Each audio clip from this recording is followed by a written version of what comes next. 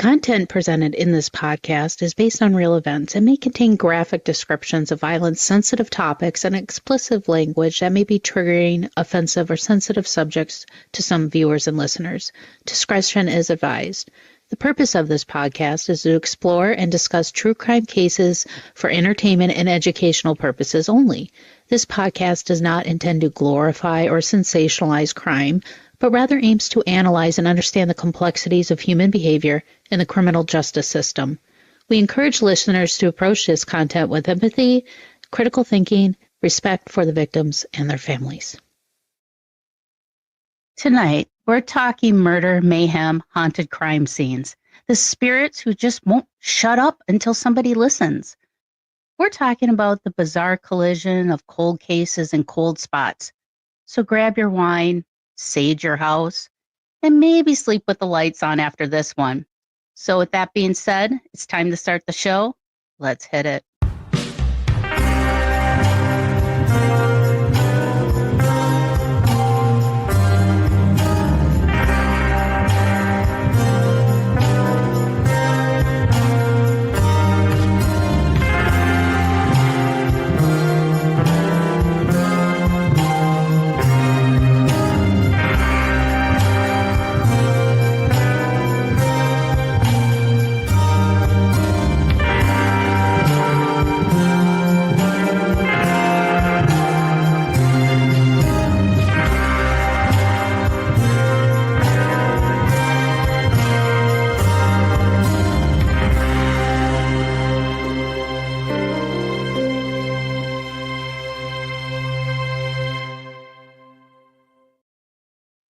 Hi, and welcome to another episode of Mysteries, Mayhem, and Merlot. I am your host, Winnie Schrader.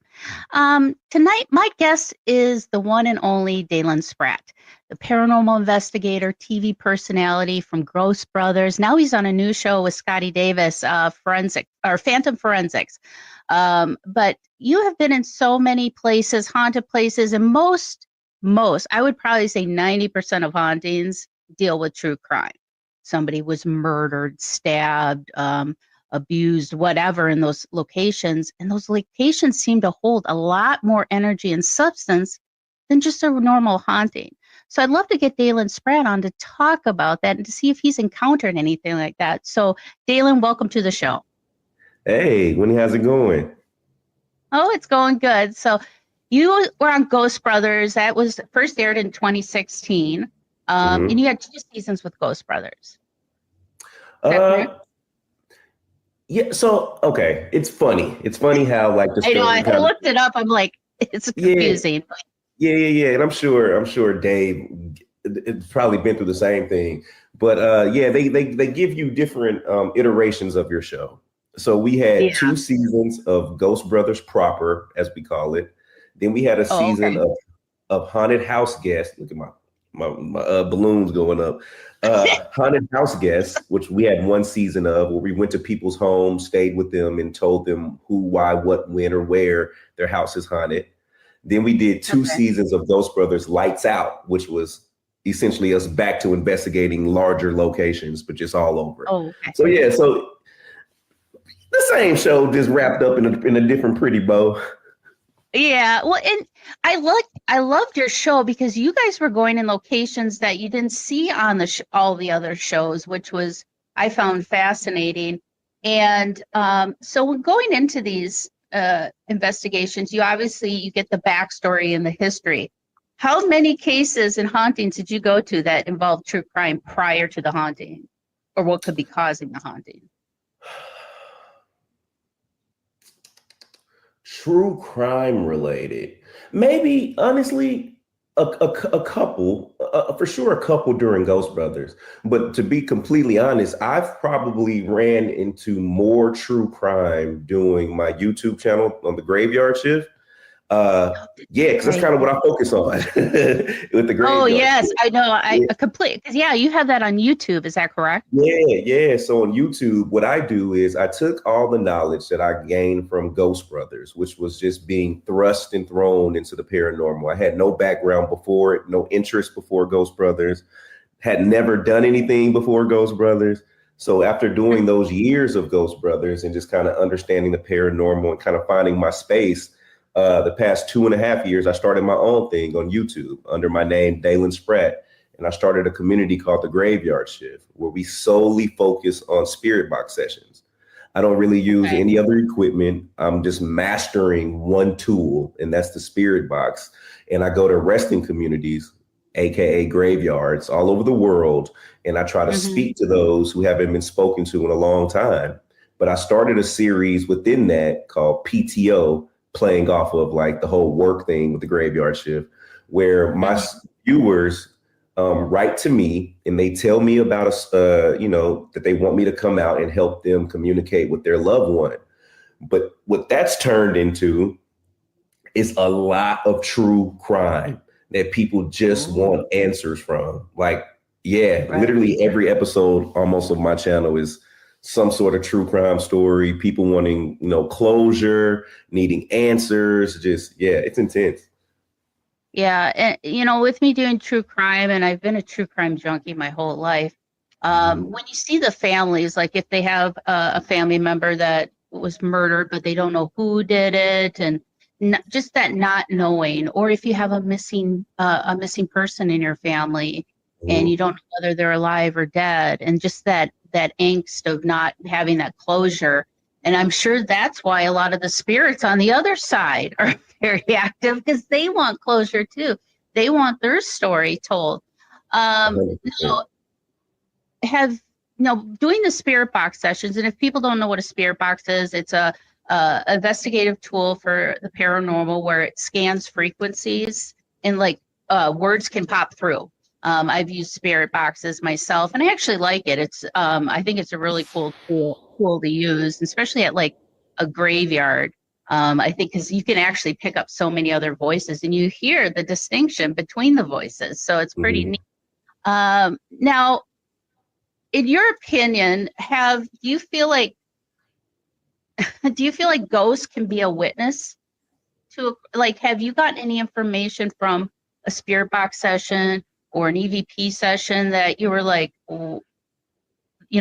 you were shocked at, maybe like so-and-so, like if the ghost said, hey, this person killed me, and then what do you do with that information? Have you gotten anything of that substance during an investigation? I've gotten some of the craziest things ever. One that stands out to me, I guess kind of similar to a witness situation. So early last year, we have to keep up with the timeline for this to make sense. Last year, I went to Columbus, Georgia to visit Kim Porter. So if people that don't know Kim Porter, that is Diddy's ex. So P. Diddy, Sean P. Diddy Combs, his ex, the mother of his children. There have been rumors that he had her killed. And so I wanted to go to her grave and directly ask her. And we did. And she made mention that she felt like he did. But the most interesting thing, mind you, this was early last year. She said by the end of 2024, Diddy would be arrested and he would be in jail. And she said that he was going to die. Months later, he ended up getting arrested and going to jail. And the only prophecy that has not came true yet was him passing away. And so it was just that blew everyone's mind in our community, because it was spot on. Like, she literally predicted, and this is before all the murmurs of what was about to happen. Yeah. So when she said it, I was like, Diddy's going to jail. And I was like, sure. Yeah, sure. And sure enough. Now we know. Yeah. Wow, that's amazing. Amazing. I did see, and I will have a link in today's description for your YouTube channel for Graveyard Shift, because I do watch that. I saw the one that you did at OJ Simpson with OJ Simpson and Nicole Simpson. Yes. That's been a case that I have engulfed myself in, trying to figure out what could have happened. And so what were kind of the things you picked up? You were at Nicole's place on Bundy Drive, is that correct? Yeah, so I did a lot of research before I went out there because I vividly remember the case when I was, I had to be like in maybe the fourth or fifth grade whenever this happened. But I was old enough to remember and just how the world took it. And so I tried to do as much research as I could, and I retraced the steps. So I flew to LA, and I went to the last restaurant that Nicole ate at, where she allegedly left her glasses that Ronald Goldman was the waiter at, that he took from there and walked to her house. So I went down the path from the restaurant to her house, went to the house she was killed in, walked around it, went to the front door, went to the back fence where they believed that OJ or whoever the killer was jumped the back fence to meet Nicole and run in the front. Like, I did the whole shebang. And then I went to Nicole's grave. And surprisingly, well, I guess it wasn't surprisingly, she just didn't want to talk about it. She was just over it. It seemed like with Nicole that so many people have profited off of her death that she was just over it. Like, she didn't want to talk about it. Nothing of like substance came from it. Nothing, which I respected. So then I went to Ronald Goldman's grave. And oh boy, was it a different story. Ronald was like, sure. I got something to say. Oh, wow. Like, listen, y'all been talking to the wrong person. I am here and I am ready. Yeah. Finally, somebody heard me. Yeah. And what's crazy, at his grave, he said the name David. Like, almost like the name David was included, responsible, had something to do. And I was like, who is David?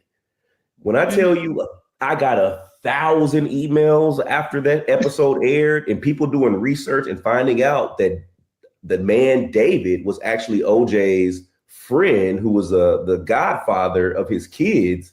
And it's just interesting how Ronald Goldman referenced this person being involved in his death. So I don't know. I mean, I'm not going to call the police and be like, hey, y'all might want to look into David. Right. And, OJ's gone now, I mean, but yeah, like, those are the type of spirits that you would think would want to just scream out, because especially with the OJ case. I mean, it was just with him not being found guilty in the original trial and everybody thought he did it. It was just like one of those things that was just thrown up in the air and just left hanging there. Like this dark cloud, but maybe Nicole's over it because OJ's gone now too. And she's just like, it's just a mute point at this point, who cares? And, possibly. But yeah, that one would be one that I would love to investigate myself, because I'm so eager to know. I want that closure. And I was watching it along with everybody else in America, watching the slow Bronco chase down the 405 in LA. But yeah, that was a crazy one. Now, what other celebrities have you investigated at doing graveyard shift? Are there any ones that you were eager to like really get into and check out? Yeah. So, okay. I know, I don't know. I feel like, I don't think I'm investigating, because I was thinking, because people say that, and I think about that from time to time, and I'm like, I picture myself as more of like a paranormal journalist. Okay. Yeah. I think Ghost Brothers was investigating. That was like, are ghosts real? What are they? Where are they? Who's here? Da da da da. Which is dope. I love it. That's where I got my start from. But now I'm trying to find my purpose.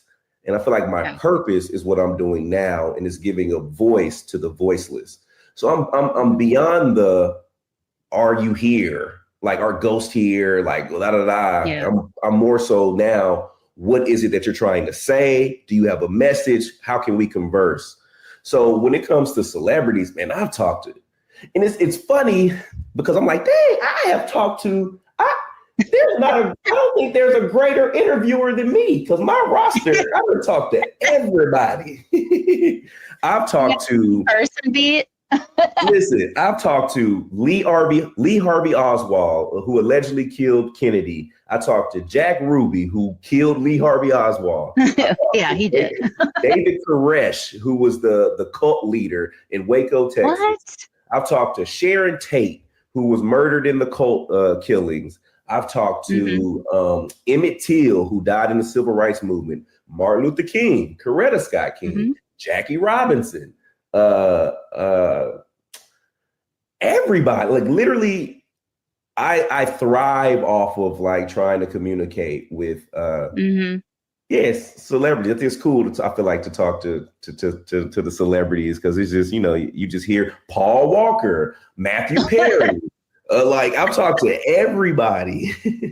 Oh my gosh, that's Yeah, awesome. yeah. Well, yeah, and it's, especially like those celebrities when they're gone, we're like, hey, we can still see you on TV, but we still, we want to know more. And yeah, going to now you go to their graves, and is that where you're having the communication with them? Is there you Yeah, ever I go, met I go, I at the go. location?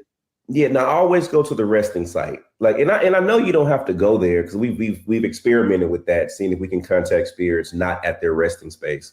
But Mm-hmm. one, I feel like it sets the backdrop for Mm-hmm. what I do, and two, I feel like it shows a sign of respect because like I'm going out of my way to travel to your space.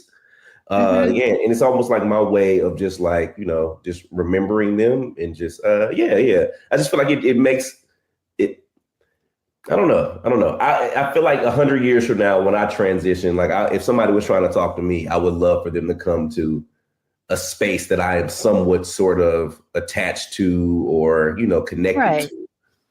Yeah, it's just kind of that little bubble of space. You have the name is there, their body is there. So Yeah. yeah, it just makes sense. Now what is kind of the scariest moment you had involving like an unsolved crime, doing it, either an investigation, or did you have any of like holy crap moments when like terrifying crap moments at doing Uh, graveyard shift? Was there any type of paranormal activity there that you're like, oh, like you were so, just kind of, ooh, this no, is freaky. not really, because I've Mhm. been doing it so long. Maybe when I first started going to the resting communities, I was a little nervous just because you're just in resting communities. But now, like, it's funny. My wife gets so pissed at me. Like, I will go take a nap. Like, I will take a nap in a cemetery. Like, Oh, I eat lunch in a cemetery. Like, she'll call me when I'm out of town and she'll be like, "What are you doing?" I'm like, "Man, I just woke up." She's like, "Were you at the hotel?" Like, "No, I'm at the cemetery." Like, I took it like I was sleepy. I took an hour nap and I'm getting back to it. Like, oh, that's funny. I Well, never and like, you really, yeah, you think about it, cemeteries have that a lot of emotional attachment to it. Not only from the paranormal on the spiritual side of things, but what do we do when we go to a cemetery? We go there to grieve, to remember our loved ones. So we're exuding those energies into the area as well. So I'm sure it's like kind of like a, a battery just to charge the area. Um, Now, have you ever had a spirit contact you that like really needed your attention to help solve something, or did you or get any information that you're like, holy crap, this is what happened, and yeah, maybe history says something different? yeah, a lot of times. But the very first time, um, I was in Atlanta and I was at a resting community outside of Atlanta. And I have a rule where I don't try to communicate with people who passed, within the past couple years. I like to Mhm. 10, 5, 10, 15, 20, 100, 150 years away, like back, cool. But Mhm. somebody 1 or 2 years, I just don't. For me, it's out of respect to the family members that are still living because they Yeah. may run across. My biggest fear is somebody running across a video that I've made on their family member and they just freak out on me. So I just try Mhm. my best to avoid newly transitioned people. Now, I was at a resting community and it's funny, the mausoleum, the walls, I call them the condominiums, but the walls in cemeteries that have all the drawers of people. So not the Mhm. people that are buried, but the people that are placed within the wall structure, Yeah. aka the condominiums, of the high rises, as I like to call them. Uh, I was walking past a row and I tripped. Mhm. literally tripped over my foot, my own foot. Like nothing. He just fell over. Just tripped. Literally just tripped. I was like, damn, did I trip over a stick, a rock? But literally just tripped. So I stumbled and I then sat down where I stumbled. And I was just like, what if somebody was trying to get my attention? Like, what if somebody tripped me? Just talking out loud. And so I put on the spirit box and I was like, is someone here that wants to speak to me? And literally it said, behind you. So behind me was the condominiums. So I looked to my right and the spirit box says the other way. Oh. So I looked to my left and there was one lonely name sitting on the wall, Hakeem Williams. And I saw that he had passed the year before. And I was like, I'm not going to try to talk to this guy. Like, he passed literally a year ago. He's a newbie. He's new. Like, I'm not. But it just kept weighing on me as I was sitting there. And I was like, let me at least Google his name and just see what pops up. And I Googled Hakeem Williams, and literally it popped up that he passed away a year earlier while he was in prison. So he passed away in Valdosta State Prison. And that's all it said. So I was man, if he want to talk, I'm going to give him the opportunity to. So I just cut the box on. Literally 3 things came out the box. He said, I was set up. He said, it was destroyed. And he said, they are no longer there. So this is what came out the box. I was set up. It was destroyed and they are no longer there. I don't know what none of that means. Wow. I just put the video out. A day and a half later, I get hit up on Facebook by a girl I went to high school with that I haven't seen since 2003. I haven't talked to this girl. I haven't seen this girl, nothing. She sends me a message and says, Dalen, are you out here hunting ghosts? And I responded back. I was like, I mean, kinda, yeah. I've been doing it on TV for the past few years. And she was like, I never knew that. Like, we haven't talked since high school. She said a random lady reached out to me on Facebook and said she's trying to get in contact with you. And she saw that we were connected on Facebook. She said that you were talking to her son and she needs to speak with you ASAP. And I was like, oh Lord, they done caught me. Somebody done found my video. And like, this is what I've been trying to avoid. A family member trying to contact me from speaking to their loved one. Like, I just knew that I was in trouble and she was going to tell me, don't be talking to my loved ones and So out of respect, I called this lady and she tells me she's crying on the phone. And she's like, Dalen, you talked to my son, Hakeem, and everything he said in that video was confirmation to everything that we believed happened. She was like, Dalen, he told you he was set up. She said, they have on footage, it was supposed to be on tape. What happened was a guard came into his cell and handcuffed his hands behind his back and left out and allowed his cellmate to stab him to death. That's how he was killed in prison. Now, remember, I was set up. The guard came in, handcuffed him, and allowed it to happen. He said it was destroyed. His mother said there was video evidence that showed the guard coming into the cell. It got lost. No one knows what this footage is. And the last thing Hakeem said was they're no longer there. The guard that they believe set him up transferred to a whole nother prison in a whole nother state. So literally everything that was going on, I had no idea of none of this stuff, but Hakeem was avidly trying to get his story out. So his mother has been trying to work with me, just trying to like figure more out about the case and the situation. But yeah, it's intense. And that, those are the kind of stories, I know you try to avoid those, but that's kind of like a beautiful thing for his mother. I mean, just to have some of clarity and just to acknowledge what really happened to him, that might make her feel a little bit more like, okay, now he's verifying what we've been thinking this whole time.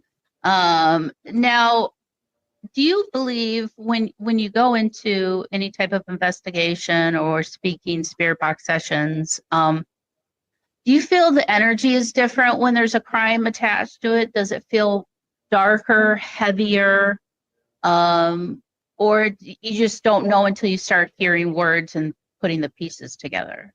I mean, do you feel something up front when it comes to that stuff? Sometimes the energy changes before you even start. I think recently, maybe like 2 or 3 weeks ago, I went to, I don't remember what city. I travel so much. I don't remember what city I was in. I don't remember, but this was like 2 or 3 weeks ago. And I met a woman, and this was probably one of the most emotional sessions I had ever done. So her story is she had a daughter, beautiful, beautiful daughter, 24 years old. The daughter had just had a baby, 3-month-old child, and she was still with her child's father. Her child's father and her got into a domestic dispute. So she leaves. She takes her child to her mother's house, and she gets her dad, and they go to move her stuff out of her boyfriend's house. So they just go there to get all of her stuff and to move it out. When they get to the house, the boyfriend is there. An argument breaks out. The boyfriend shoots the daughter in the face, kills her, shoots the father like 6 times in the chest, kills him, and then turned the gun on himself. So this was a murder and a double murder. And I'm sitting at the gravesite with this lady who literally lost her husband, her daughter to this tragic situation. And so the energy and the mood with that was just, it was just sad. It was just really, really sad. And the daughter came through, the husband came through, and it was just, it was very, very emotional for sure. Now, yeah, that would be very, I'm an empath, so I've been bawling along with them and just crying. But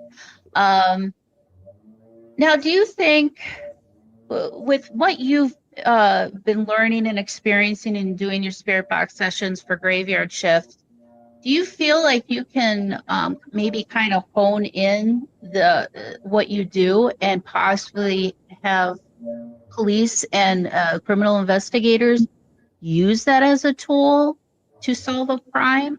I mean, do you feel like we are, because they use psychic mediums, but do you feel like we're getting closer to maybe having something like what you do over on the other side of law enforcement to assist them in anything like this?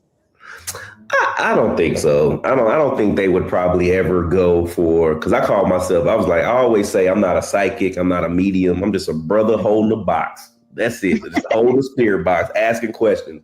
And I just don't think that they would, it would have to be someone, it would have to be a detective who watches graveyard shift and then just doesn't tell his superiors or his coworkers where he got the information from. Because I just don't think that they would lead any credence to me allegedly talking to somebody on the other side. Because I tell people all the time, we don't. I was talking to Scotty, the medium, the other day, and he was just like, well, actually yesterday we were together in New Jersey, and he asked me, he was like, a lot of people get called out for what they do, but he was like, you never get called out. Like, yeah, people in the comments that don't believe be like, this is fake. But no one in like the field has ever been like, Dalen is bull crapping. Or no one has ever made a reaction video of me and been like, oh, that guy is full of it. And I just think it's because I don't hide my hand with anything. I'm not like a psychic or a medium where and this is no shot to them because I believe in them, but it's not like I'm seeing something in my head and then you have to just trust that I'm telling you what I'm seeing. I'm using a recorder that you can download on your phone too. And you literally are hearing the same thing I'm hearing in real time. So you know I'm not making this up. We both heard Hakeem say I was set up. Right, exactly. You know so yeah, So I think it would take a police officer or an investigator that genuinely just believed and just kind of used me as like, had me in his back pocket a little bit. You know what I mean? Yeah. You're like the little secret weapon that nobody knows about. Exactly. Where did you get your tips? I cannot reveal my source. Exactly. I'm a paranormal journalist. My sources have to remain confidential for sure. Right. Now, during the Halloween season, the veil between the worlds gets thinner and the chills get real. Oh, so very real. Something is waiting in the dark, and it's calling your name. So answer the call this Halloween season for the Paranormal 60 presents Halloween Haunts and Hijinks, October 9th through the 12th, for a supernatural weekend you'll never forget. It's being held at the historic haunted Palmer House Hotel in Sauk Center, Minnesota. Join Dave Schrader from the Holzer Files, Ghosts of Devil's Perch, and the host of the Paranormal 60 podcast. He's teaming up with Dalen Spratt from Ghost Brothers and Phantom Forensics. And we have heart-centered, intuitive Diet Renee for a weekend packed with spine-tingling experiences. You'll have 2 nights of live investigations and paranormal experiments, interactive workshops, gallery readings, and meet and greets, live presentations with experts themselves. This isn't just an event, it's a doorway to the unknown. So you have to ask yourself, do you dare cross it? Now, tickets are limited, so please book your Halloween Haunts and Hijinks adventure now at darknessevents.com. Again, that is darknessevents.com. Now, have you ever come across a spirit that was the guilty party, that was like just, I don't know, just evil, I guess? Or yeah. Who would I talk to? What are they like on the other side? Are they remorseful, or are they just much of a jerk as they were in the real life? So David Koresh was a jerk. He became a jerk when I started talking about his history, his past. So in my research with David Koresh, found out that he had a history with young girls. And I brought it up. And he wasn't having it. He was like, get out of here, don't talk, like all of that. Yep. I've talked to a number of serial killers. There's a black lady in Atlanta. She killed like 15 people back in the day. And like the majority of them were husbands, kids, to get insurance policies. She had no remorse. She was just like, you gotta get it how you live. She didn't. Yeah, it wasn't I'm sorry, I feel bad. None of that. Oh my God. She just killed off her husbands and kids and just oh my God, that's horrible. It doesn't feel remorseful. Well, you probably know where she ended up. Right. But she was married like 5 times, and like all 5 of her husbands, like 6 or 7 of her kids, like her husband. She married a man that had 3 kids. She killed his kids and him. Oh my gosh. She used poison. I wonder if she's poison. Yeah, all type. Yeah, poison, all of it. She was out the gate. Oh my gosh. So what other serial killers, like anybody? There's this guy. You gonna make me pull up let me see if I can pull up my little I know. Well, I've also talked about a couple paranormal, I call them true crime with a paranormal twist to them. But you had the Greenbrier ghost. You had the Red Barn ghost, where the ghost assisted. I mean, even with the Greenbrier ghost, I mean, literally the guy was found guilty based on the testimony of the victim's mother having dreams of the daughter coming and telling her that the husband killed her. Oh, wow. And it actually, that swayed the jury to say he was guilty of murdering his wife. Yeah, I believe it. I'm trying to see who. I'm looking at my list. I talked to the the parents of the Menendez brothers. I talked to them. Did?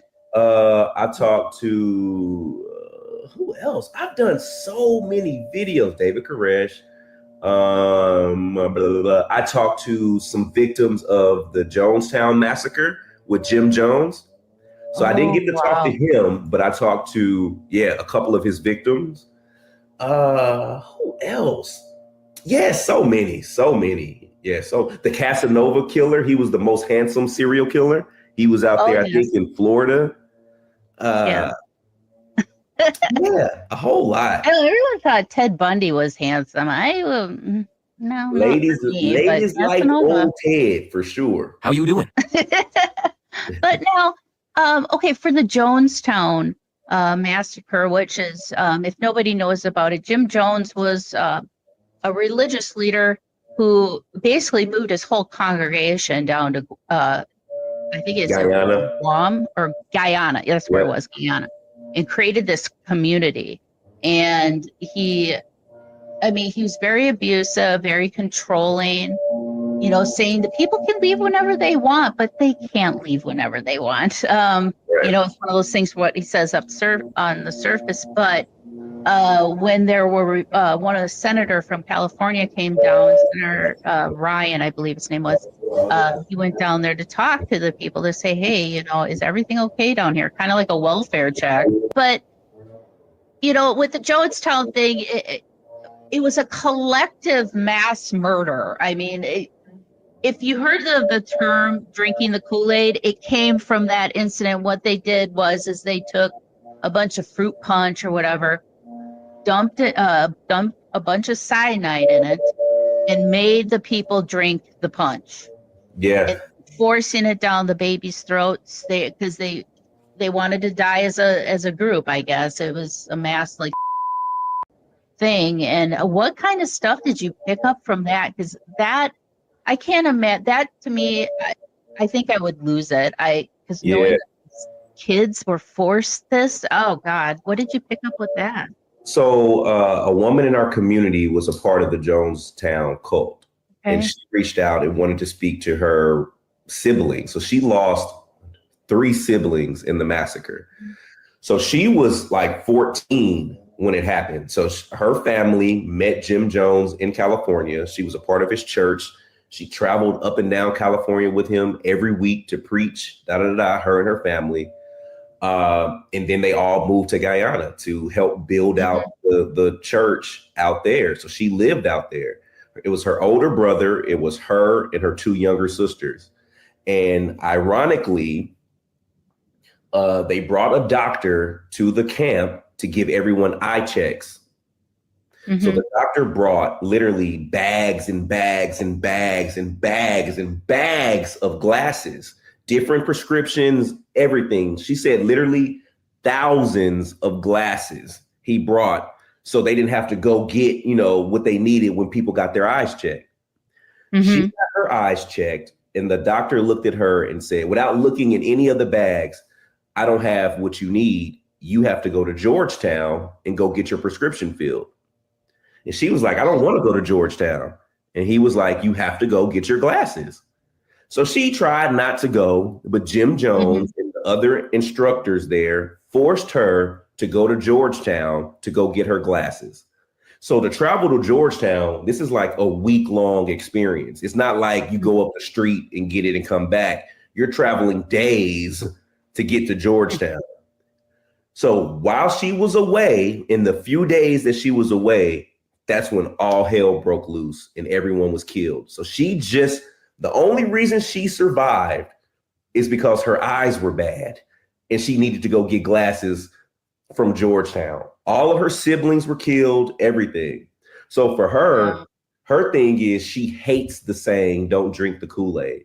Like I don't allow anyone in our community to ever say that. Like never say that in our community is one of the rules that I have, because seeing someone who was there and how it affected them just changes everything. Because she was like, to her, don't drink the Kool-Aid isn't just some phrase that you say when you're trying to get a point across. She was like, every time I think of drink the Kool-Aid, and I'm just going to make this name up because I can't remember the name she said. She's like, I think of my friend Ashley, who they held her down pried her mouth open and literally poured this cyanide down her throat as she's screaming and choking and crying. She was like, when you say don't drink the Kool-Aid, think about my friend Ashley being forced to do that. And hopefully you will never say it again. And I was just like, damn. And she was like, and a lot of people think that these people willingly drank this stuff.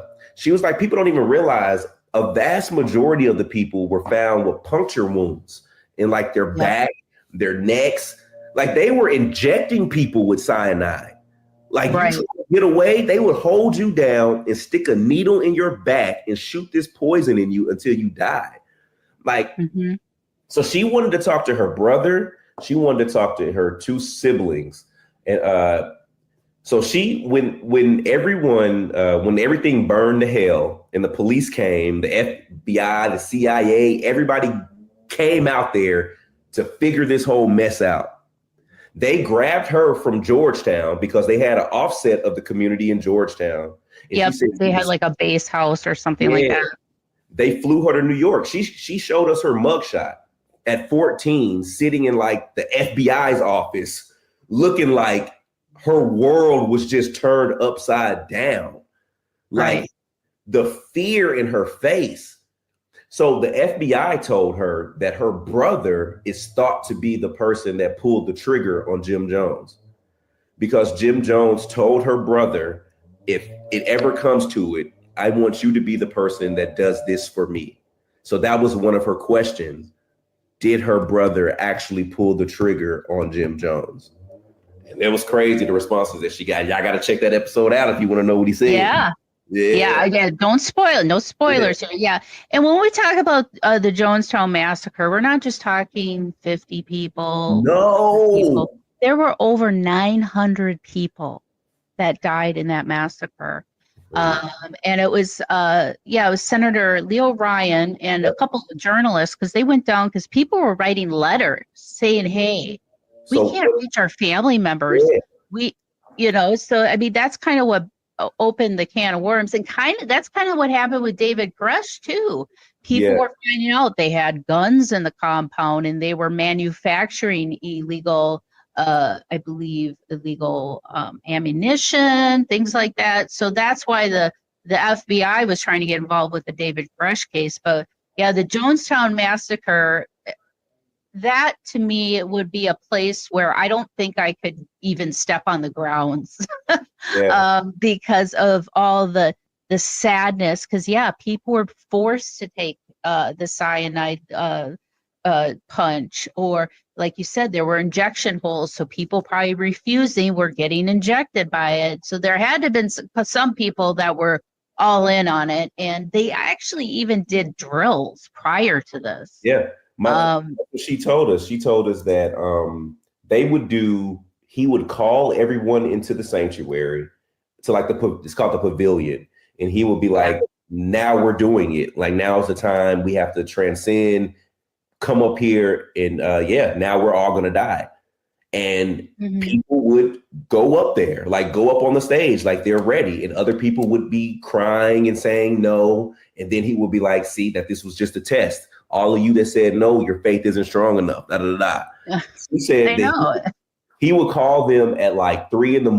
and take them into the jungle of Guyana and put them in ditches and tell them that armed forces are literally on the other side of these tree lines and they're coming to massacre us. We have to protect ourselves. And she said they would leave them out there for like a day and a half, waiting to damn near be killed. And it was all just psychological. It was all psychological warfare instilled by Jim Jones. Yeah, crazy. Yeah, and that's a thing with cults. The mind control, the fear. Like you said, he said, "Oh, people can leave whenever they want." No, they can't. So that's how it all started. Like you said, Leo Ryan came, and I have all this footage. I've watched all this footage. There's like an hour and 30-minute document, not even a documentary, just a found footage of Leo Ryan's experience. So what they did was Jim Jones set up like propaganda all over the compound. So he had families over here singing songs in the choir, kids over here jump roping. You know what I mean? People over here cooking together, fellowshipping. Like it looked like a happy place. And he was like, yeah, they can leave anytime they want. So Leo Ryan is like, are y'all good? Everybody want to stay? And everybody's like, yeah, we love it here. Until one man slipped Leo a note. The note was like, Leo, I got to get the up out of here, Leo. Right. And Leo was like, all right, bet. Clearly there are some people that want to leave. How many of y'all really want to leave? And maybe about 20 or 30 people was like us. So he puts them in a big old open air van truck and takes them to the airport. And as soon as they get to the airport, Jim Jones sent about 5 or 6 armed people to meet them at the airport, and they just opened fire on everybody. So the moment that they killed Leo Ryan and a couple of those other people, that was the catalyst. They knew it was over at that point. But they say Jim Jones was so doped up during that time period, like he wasn't even thinking straight. Like he was on so many drugs that it was just, he wasn't thinking. Yeah, he wasn't sleeping. He wasn't thinking straight. He was paranoid all the time. And obviously he pushed all that paranoia onto his congregation. And I mean, I can't imagine being in that situation. But like the energy that's left behind there has to be just so strong. Now, have there been any other cases that kind of hit you, like spirit box sessions that really impacted you emotionally when you heard stuff coming out of the box? All the time, all the time, because literally you're unraveling stuff in real time. But like I've enjoyed my talk with Lee Harvey Oswald was interesting because he said he was set up. I thought that was cool because I've been a part of this JFK, being from Dallas, just being a part of that JFK conspiracy. They just shove that down your throat every year in Dallas. Yeah, I've done a show on it for sure already. And it's fascinating. So Lee Harvey saying that he was set up was interesting. But Bonnie and Clyde, I'm a huge Bonnie and Clyde fan. Like I remember being like in the 1st or 2nd grade, my grandmother used to always take me to the library and make me read books and get a book. She did not care what book it was as long as I was reading. Like she didn't care what it was. And I remember picking up Ambush, the true story of Bonnie and Clyde when I was like 8 and seeing death photos in here. And it just blew my mind that these were real images of 23-year-olds shot up and killed in a car. And it just always sparked my interest. And so as an adult, they're buried in Dallas. I went to Bonnie and Clyde's individual graves, and those sessions were super, super amazing. Like they weren't emotional where it affected me emotionally, but it allowed me to understand that they're still living that same type of life. So I'm at Clyde's grave. He's buried next to his brother, Marvin. And we're talking for like 10 or 15 minutes. And out the blue, it was like, get up, leave. And I'm like, damn, man, I thought we was talking. And literally it said, cops, the cops. Winnie, hand to God, I looked up. There was a police car creeping up the street. Oh. I was like, what? That let me know. I'm like, okay, so you are aware. You see what's going on, and you still harbor the same type of feelings and emotions that you did when you were living. It's still F the police. He's just like, run, the cops are coming. It was literally that. And I was just like, wow. He's stuck in that fugitive mentality, isn't he? 100%. Don't worry, buddy. The handcuffs won't work on you. Yeah. Now, Phantom Forensics. That's what I want. Your new show that you have with medium Scotty Davis, who is also a police officer. But now, what is different about Phantom Forensics that that's different from your Ghost Brothers and what you do for Graveyard Shift? What's different about this particular show, and what's kind of the formula for it? So what's interesting about Phantom Forensics, it's kind of similar to our show Lights Out, where in Lights Out, each episode, one of us would have all the information and the other two would have nothing. So we would go to a location, with that type of premise behind it. This is the same premise in Phantom Forensics. You have me, who has all the information of the location, the story, all of that, and Scotty, who knows absolutely nothing. And the whole gist of the program is, can Scotty come into a location without knowing an ounce of information and slowly piece together this story just by using what I call his superpowers, his being a psychic medium, touching the area that we're in, getting visions, all of that, and just piece together this story. And I let him know, kind of like a little kid at the playground, you're getting hot, you're kind of warm, or you're cold. Yeah. Oh, you're freezing. You're freezing. Yeah. Turn around. Yeah. Well, that's a very interesting concept, because that way it kind of gives legitimacy to the evidence that you guys capture with him, picking up on what because he doesn't know anything. Right. Now, how many episodes have come out now? 3. We did a 3-part. Yeah. So that's the first story we did was 3 episodes. And it was kind of just like bite-sized teasers of just what the overall concept is. So as we grow and, we secure more funding for our project, the episodes will get much longer and be way more in depth. But this was just our first run and just kind of show a proof of concept of what we're trying to do. Okay. Yeah. And I'm very eager to watch it. I haven't done it yet, but if you guys want to check it out, it's phantomforensics.com. I'll have a link in the description today. Dalen, I'm going to have you back on at some point, because you have so many stories with this graveyard shift. Yeah. Talking to Lee Harvey Oswald. What?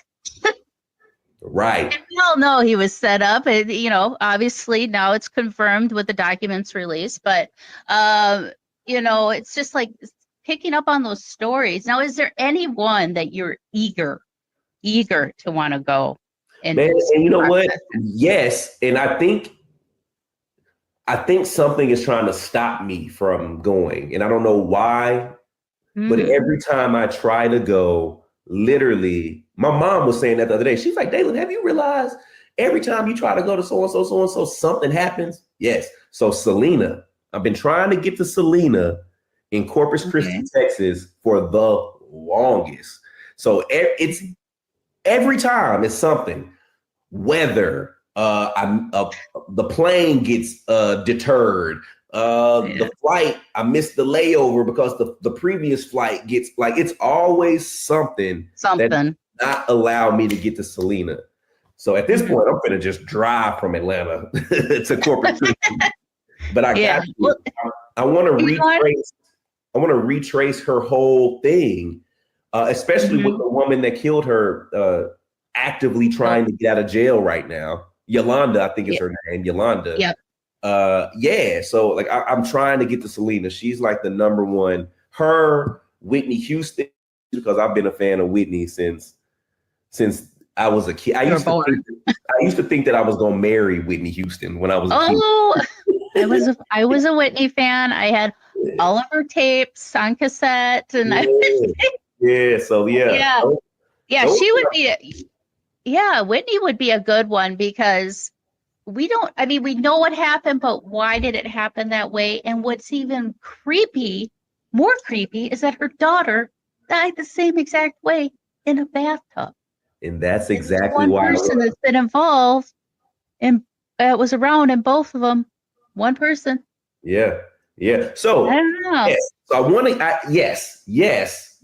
But I have another couple questions. I have a couple other questions involved in that. So yes, they say the daughter's husband, boyfriend was around during both, but they also say Ray J, Brandy's little brother, could have possibly given Whitney the drugs that took her life that night. So I got a whole bunch of questions. You got a whole notebook full of questions to ask Whitney Houston. Well, hey, when the opportunity's there, you got to get it all in before it's gone, right? 100%. Thank you so much, Dalen. Yeah, this was fun. I'm definitely going to have you on again. And I will be having Scotty Davis, the medium, on here too, talking about phantom forensics on his side of the things, of him doing the psychic abilities to talk, how does he connect with the information that you have?